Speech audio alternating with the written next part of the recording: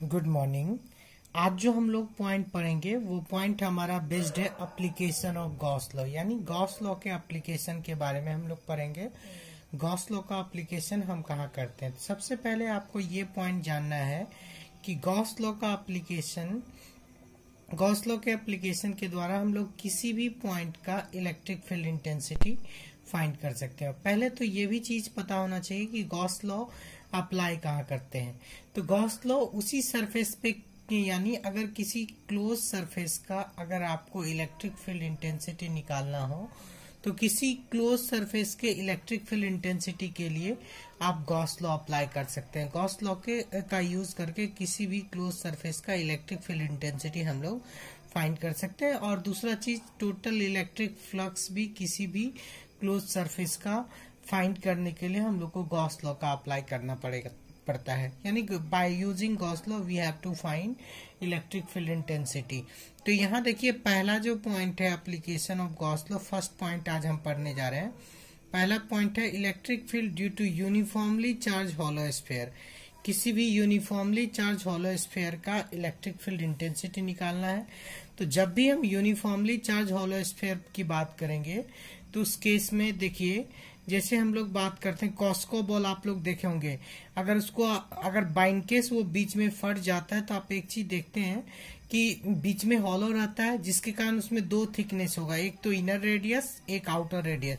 तो यहाँ भी पहले हम बात करते हैं, मान लिया जाए एक हॉलो स्फीयर है जिसका इनर रेडियस आपको दिया हुआ है कैपिटल आर और आउटर रेडियस स्मॉल आर है। इसके बाद जो उसका सरफेस है स्फीयर का, हॉलो स्फीयर के सरफेस पे प्लस क्यू चार्ज को डिस्ट्रीब्यूटेड किया गया, जो कि यूनिफॉर्मली डिस्ट्रीब्यूटेड हो रहा है on the surface of hollow sphere. अब इस केस में क्या करना है, वी हैव टू फाइंड, हम लोग को फाइंड करना है electric field intensity eight a point outside the surface. एक चीज यहाँ पे समझिए, अगर हम electric field intensity eight a point outside the surface बोलते हैं तो उस केस में हमको एक पॉइंट जानना जरूरी है। आउटसाइड द सरफेस का पॉइंट किसको कहते हैं, तो यहाँ देखिए ये जो पॉइंट है ये वाला, ये यहाँ पे आप दिख रहा है ये पॉइंट P मान लीजिए, इस पॉइंट को हम P इंडिकेट कर रहे हैं। ये point P outside the surface है। यानी अगर दो तीन केस में निकालना होता है, पहला तो आउटसाइड द सरफेस, दूसरा होता है ऑन द सरफेस, तीसरा होता है इनसाइड द सरफेस। अगर हम ऑन द सरफेस की बात करें, आउटसाइड द सरफेस आप समझ गए, ऑन द सरफेस इसको बोलते हैं ये, और इनसाइड द सरफेस यानी इसके बीच में कहीं भी हो सकता है पॉइंट। तो आपने देखा, जैसा कि आप देख रहे हैं, अगर केस 1 पे जाएंगे, when point P lies outside the surface, अगर पॉइंट P जो है वो आउटसाइड द सरफेस लाइज करता है तो क्या होगा। क्योंकि हम जानते हैं गॉस लॉ के द्वारा हम लोग किसी भी क्लोज सरफेस का इलेक्ट्रिक फ्लक्स फाइंड करते हैं, तो फॉर्मूला कहता है phi is equal to E dot D या ds आप लिख सकते हैं। तो phi is equal to E dot ds is equal to Q by epsilon nought.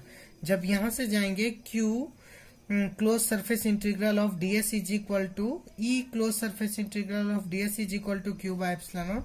तो ds का इंटीग्रेशन, चूंकि आप a डॉट b कर लेते हैं तो आप जानते हैं अब इसका मैग्नीट्यूड रहेगा, इसीलिए e डॉट ds का integration s, e dot s is equal to Q by epsilon naught. और एक यहाँ पे एक चीज देखिए, e dot s is equal to Q by epsilon naught, और यहाँ जो सरफेस, चूंकि यहाँ जो सरफेस की बात करेंगे, चूंकि ये स्फेरिकल सरफेस है और स्फेरिकल सरफेस का आपको पता है एरिया होता है 4πr²।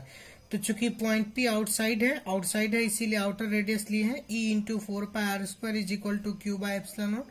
यहाँ से E का वैल्यू जाएंगे तो E इज इक्वल टू हो जाएगा 4πε0 क्यू बाय r²।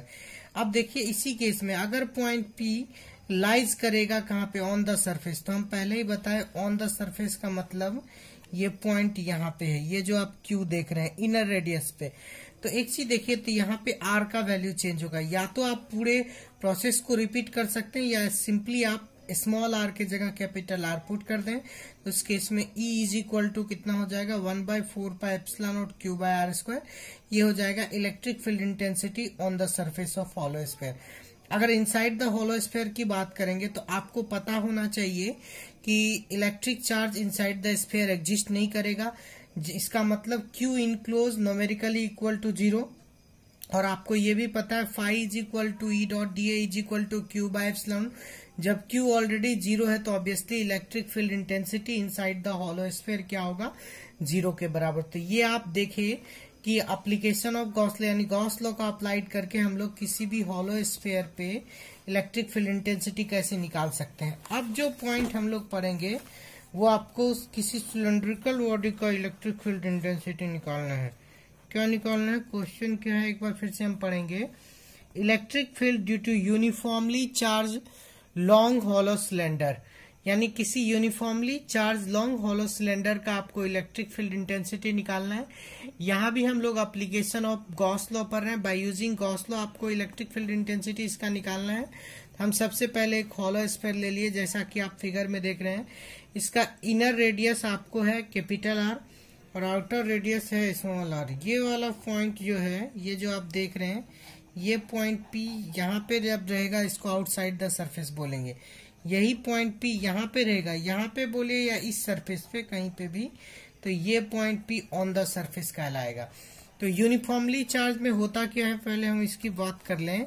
तो आप इसकी बात अगर करेंगे तो मान लिया जाए नॉर्मली हम अगर लैंग्वेज पे थोड़ा जाएं कि एक हॉलो स्फीयर ले लिए, कंसिडर ए हॉलो स्फीयर जिसका लेंथ आपको L है और जिसपे चार्ज Q है। तो यहाँ भी सॉरी हॉलो स्फीयर बोल रहे थे हम, हॉलो सिलेंडर, एक हॉलो सिलेंडर लिए जिसका लेंथ L है और इस पे प्लस Q चार्ज यहाँ भी डिस्ट्रीब्यूटेड है उसके सरफेस पे। चूंकि आप जानते हैं हॉलो सिलेंडर है तो मिडिल पार्ट जो होगा वो वैकेंट होगा, बोतल की तरह बिहेव करेगा। तो बोतल में आप देखते हैं बीच वाला पार्ट हॉलो होता है तो वहां पे चार्ज एग्जिस्ट नहीं करेगा। इसीलिए जब भी चार्ज का डिस्ट्रीब्यूशन होगा हॉलो सिलेंड्रिकल बॉडी के लेंथ के रिस्पेक्ट में होता है। तो इसीलिए we have to find electric field due to uniformly charge hollow sphere at a point. कहाँ पे निकालना है, जब पॉइंट पी आउटसाइड हो फिर इनसाइड हो। और इस केस में इट इज क्लियर, एक पॉइंट और यहाँ पे डिस्कस करना चाहेंगे। अगर किसी सिलेंड्रिकल बॉडी की बात करें, मान लिया जाए ये पेन ही आपका सिलेंड्रिकल बॉडी है, यहाँ पे बात कीजिए। तो यहाँ पे आप अगर चार्ज दोगे, चार्ज ऐसे भी डिस्ट्रीब्यूटेड होगा और इस सरफेस पे भी होगा और इस सरफेस पे होगा।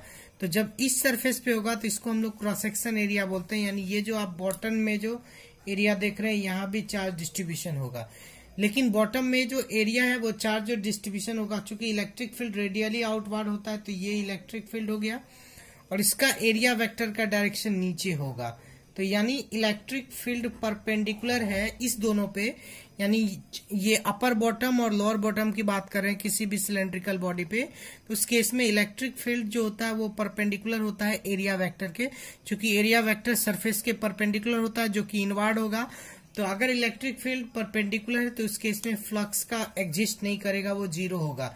इसीलिए उस केस में आप यहाँ पे देखिए ओवर यहाँ पे मेंशन किया गया है electric flux over both circular cross section. Both circular cross section पे क्या होगा, will be 0 because electric field is perpendicular to area vector. तो इसका मतलब अब जो हमको इलेक्ट्रिक फील्ड चार्ज डिस्ट्रीब्यूशन जो बेसिकली देखना है, इसका मतलब हम चार्ज डिस्ट्रीब्यूशन सिर्फ और केवल सिर्फ लेंथ के रिस्पेक्ट में देखेंगे। तो यहाँ पे पहले हम केस 1 पे आए, चूंकि अकॉर्डिंग टू गॉस लॉ आप जानते हैं जब पॉइंट पी आउटसाइड होगा तो phi is equal to Q dot D A या Q dot D S is equal to phi is equal to E dot D S is equal to Q by epsilon nought. E यहाँ पे electric field intensity है और D S area है जो कि आप electric flux में पढ़ चुके हैं।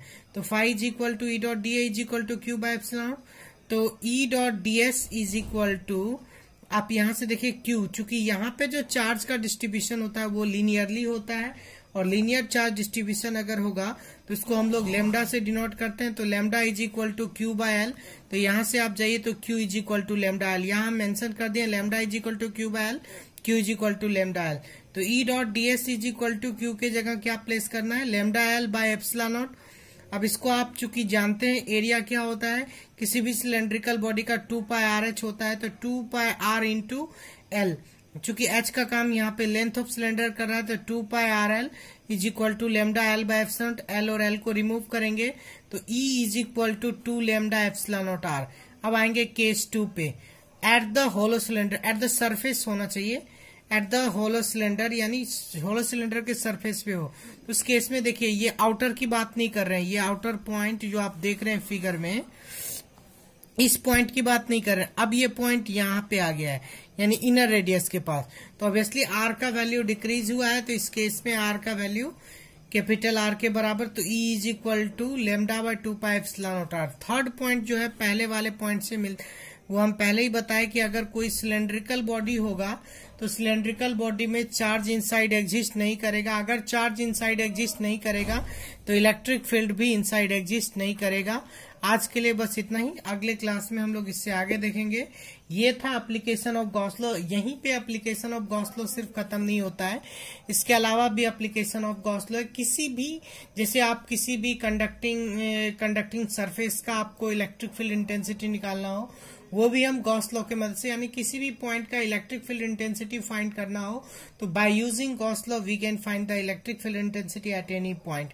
ये हुआ आपको, इसको हम लोग बोलते हैं एप्लीकेशन ऑफ गॉस लॉ, यानी एप्लीकेशन ऑफ गॉस लॉ का यूज करके किसी भी पॉइंट का आप इलेक्ट्रिक फील्ड इंटेंसिटी निकाल सकते हैं। आज